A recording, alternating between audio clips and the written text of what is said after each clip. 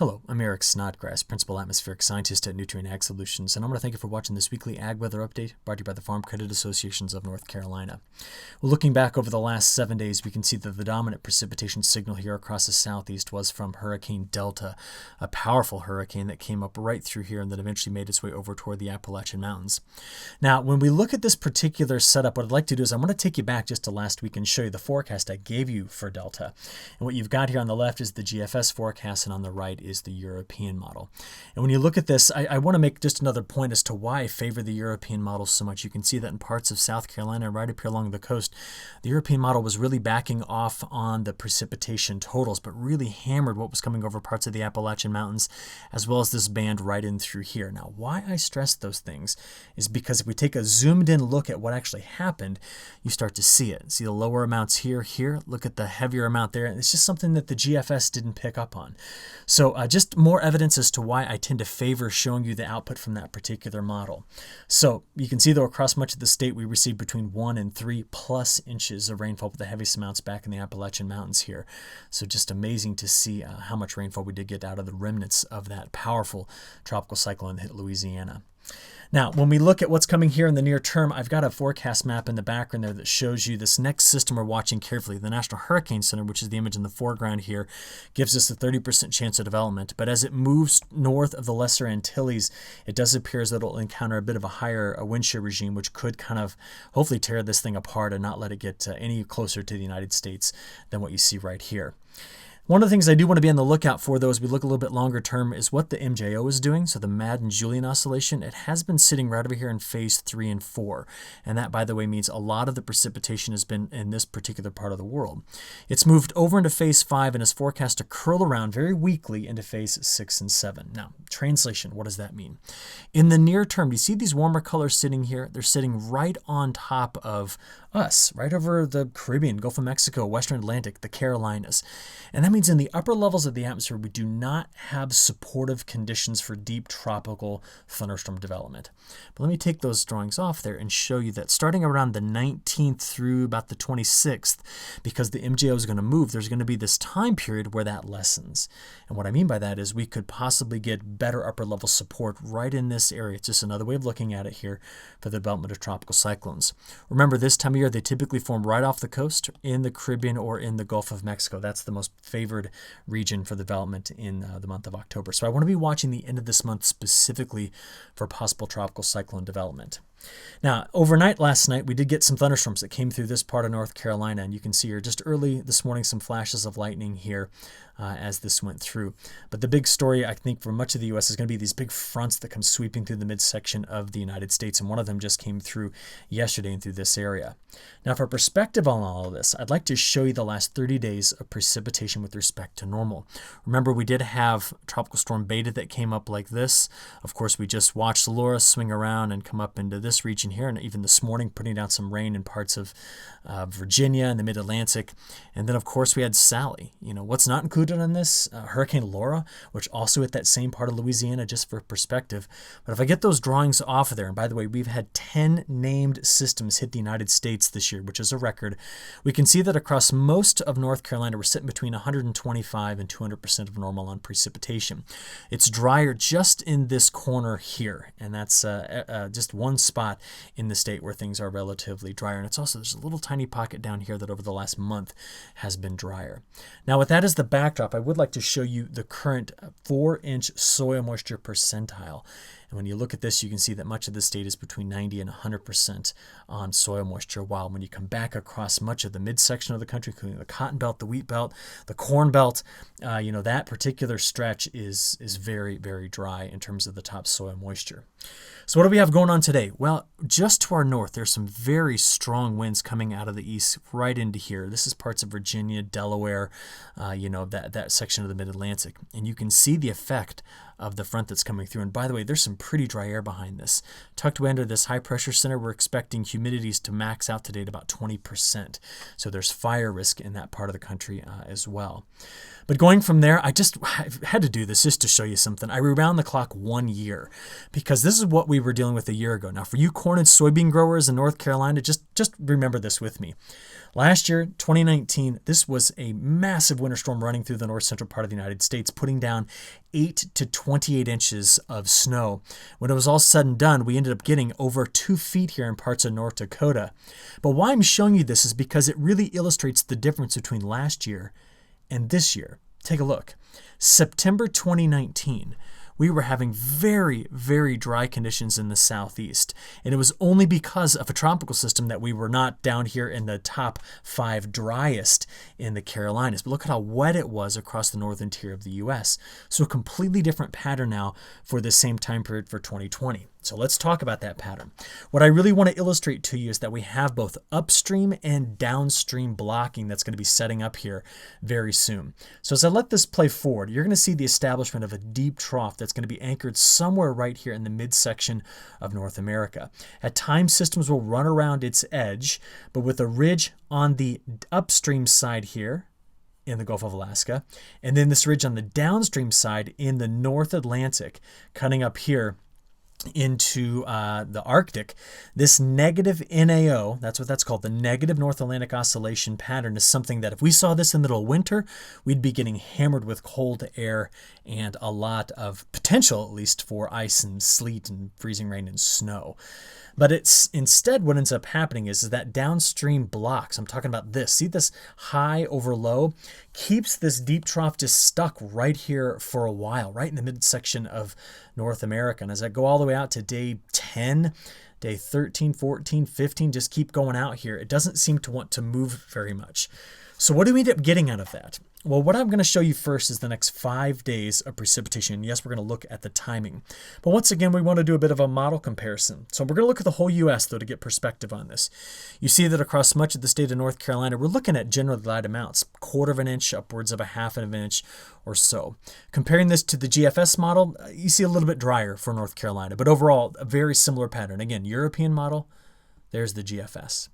Okay, from this point moving forward, though, what I'd like to show you next, though, is how the systems come through. So this is the rain from early this morning that was still sticking around about 6 o'clock this morning. As we play this forward, you see that by middle of the week, higher atmospheric pressure moves in. And with it is going to be coming, well, very soon after this, going to be coming some much cooler weather. Where's that cooler weather coming from? Well, by Thursday morning, still under the influence of high pressure, there is a very strong cold front right in this area. And as that sweeps through, watch this. This is now Thursday afternoon and evening, getting into Friday morning. We're going to watch out for the chance for some showers later on this week, Friday morning, Friday afternoon, and maybe some in the evening. But behind that, as we work our way into the weekend, this is Saturday morning, afternoon, and evening.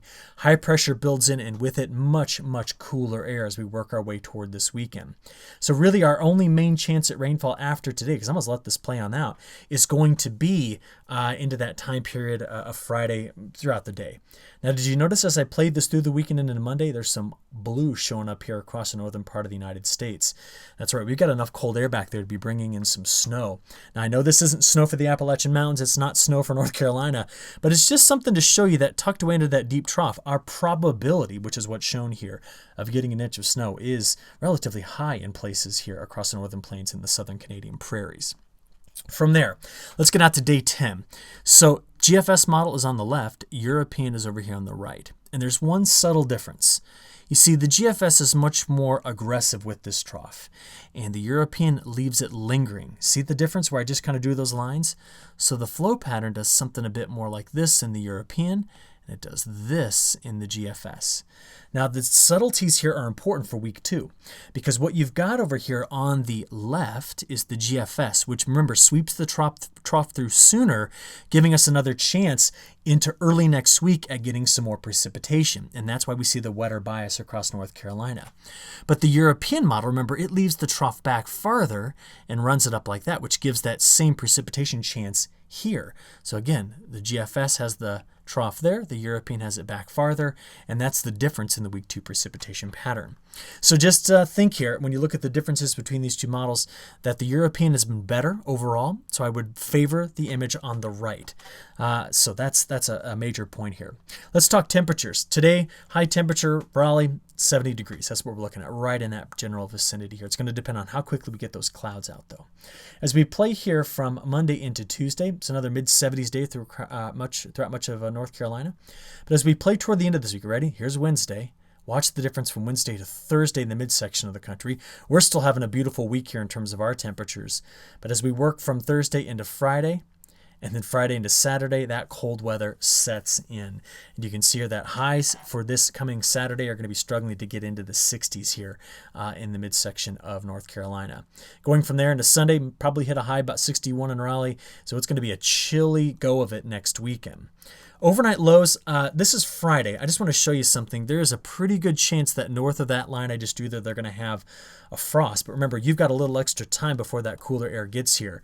But we might start seeing those temperatures down here getting in the upper 30s, lower 40s. And as I get back over toward the mountains, wouldn't be surprised if I do get some frost Saturday morning. So we're going to watch out for that pretty carefully. Into the 6 to 10 day forecast we go here. And once again, with that trough just anchored in the midsection of the country, day 6 through 10, likelihood of seeing those temperatures, 6 to 10 degrees below average is there. As you get over toward North Carolina, we're much closer to average, although we got a slight cool bias. But remember, with the GFS sweeping the trough through, remember, that's why we see an 11 to 15 day cooler in the southeast through the mid-Atlantic. But the European model, remember, it had that entirely different view. That brings warmth closer to the ridge here. So we have a lot to be looking at just here in the near term in our temperature forecast. But I'm going to go ahead and turn this on a long-range forecast for you as we finish up this video. And here are the things I'm watching. Now, I know it feels like half a world away, but Arctic sea ice is critical to the way our fall and winter patterns are going to set up. Currently, sea ice in the Arctic is sitting at the second lowest on record.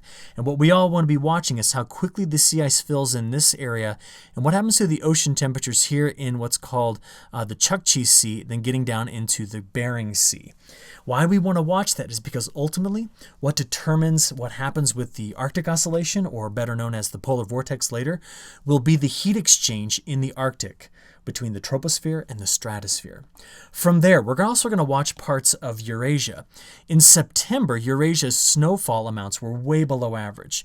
And we can see right now, this color representing negative, that coming across Siberia, we have large sections of Siberia that are still not as snowy as they normally are this time of year. Now, why tell you that? Well, that contrast in the snow cover actually helps set up the position and strength of the jet stream that runs just like this around the world. And it is also a major component to what our fall and winter patterns are going to look like. Here's probably the big one that everyone's talking about, though. Our La Nina continues to strengthen. It's now averaging ocean temperatures right here that are 1 degree Celsius below average.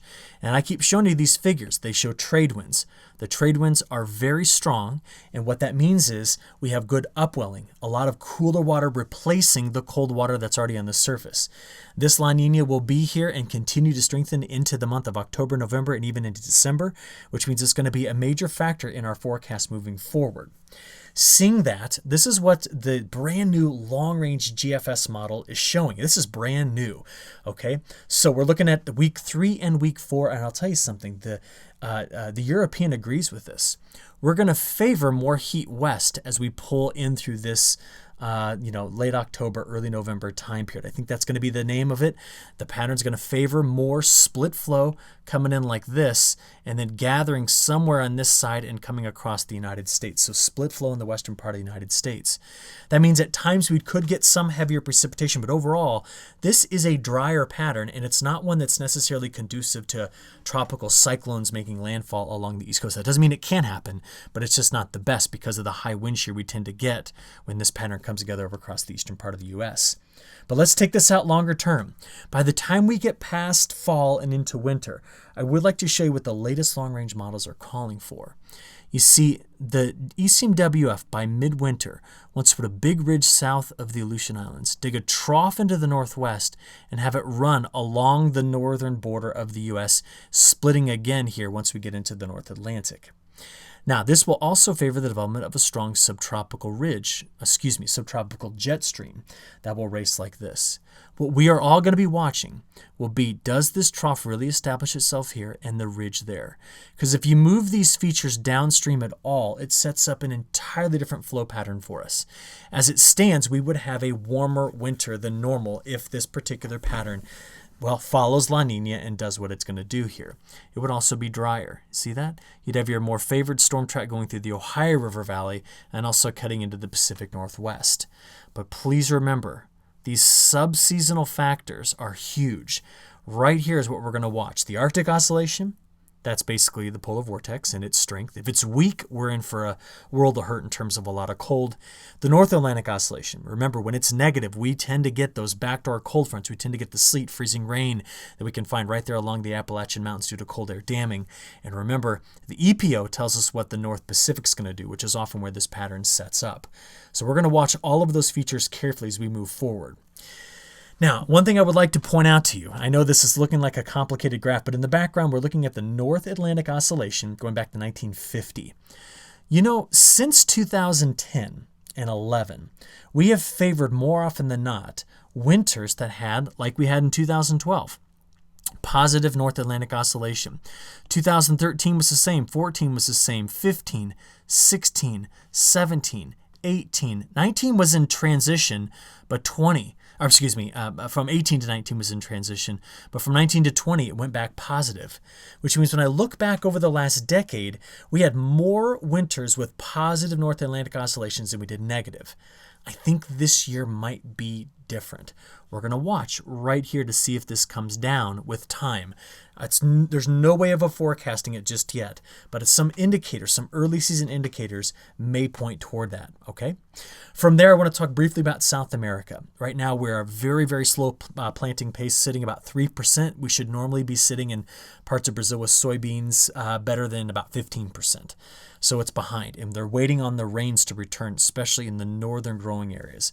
Over the next week, this is not enough. They need to get at least about 50 to 75 millimeters of rain to really get cranking on their planting. They're getting it south in Paraguay, Uruguay, and parts of southern Brazil. But if you take a look here at percent of normal, it's very dry in this area. As we think forward about this forecast, here's what week 2 looks like. Wet in Argentina, wet in parts of southern Brazil and Uruguay, but we do see the monsoon not fully advancing, covering this whole area, and therefore allowing for aggressive planting. We're going to keep a close eye on that because the markets have certainly responded, especially the soybean market, to this one factor. With that, though, I'll go ahead and wrap this one up and look forward to talking to you next week. Thank you.